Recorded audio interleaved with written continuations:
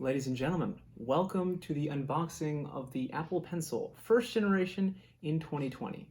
So we'll be taking a look at how this bad boy holds up. So Apple's actually removed support for this pencil from their newest Pro lineup, but if you get the original 9.7 Pro, 10.5 Pro, or either of the first or second generation of the 12.7 inch, you still get support for this guy. And not to mention, if you get the normal iPad in 2020, the 7th generation, or the minis or the Airs, you also get support for this guy. So if most people have the 7th gen iPads or some of the older iPad Pros, then this is what they're using. So let's take a look at it. Now this Apple Pencil comes in at $99.99, and the new 2nd generation is actually going to come in at $129.99. So it's something you're still paying for. You're paying for the premium unboxing experience.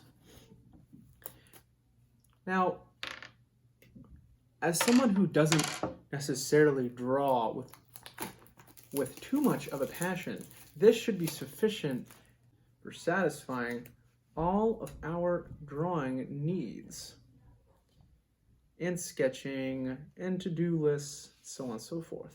So the productivity you get from getting this Apple Pencil actually is very good. All right, we got some paperwork in here. Oh no, actually, not just paperwork. We got some instructions. Looks like an additional charging port and a tip, some documentation, so on and so forth. And here it is.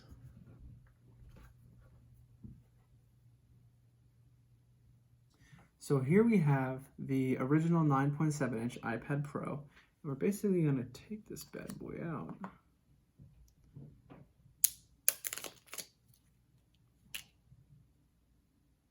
That's nice, that's nice. There's that $99.99 price point.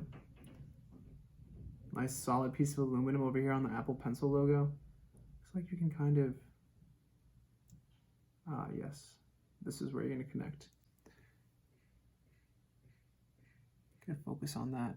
So I'm going to go ahead and try to plug her in to this iPad Pro here.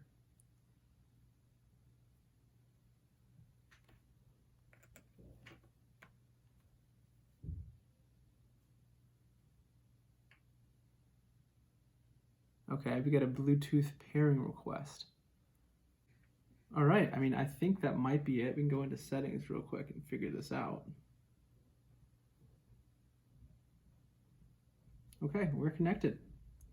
So can we check our battery? Yep, 97% in charging. Cool. Let's give it a go. We'll go ahead and cap it for now.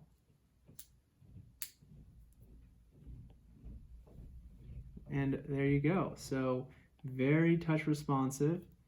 You're not going to be able to notice much of a difference between a 60 hertz screen and a 120 hertz screen if you aren't used to the 120 hertz screen. Now, if you go up to that number and come back down, then perhaps you will notice. So if you want to make a to-do list and you've got a bunch of things, I mean, it's pretty responsive. Let's try to draw maybe like some shapes.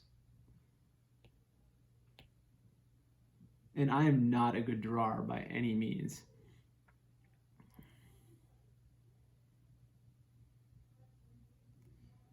But I'll tell you what, I mean, it feels pretty good, like, and it's going to take some getting used to. But being able to switch between colors seems pretty smooth here.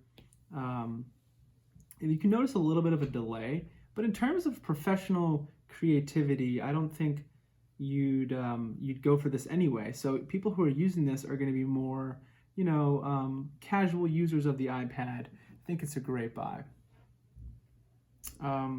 Especially, I think this would probably be a better accessory for someone who doesn't do a lot of typing on their iPad. And in that case, you'd want to get more of the Apple keyboard, or maybe one of the Logitech ones. But in terms of usability, this is really good. It kind of feels like pencil on paper. I mean, maybe if you look really closely, you can probably see a little bit of a delay. But again, signing off. Thanks for watching.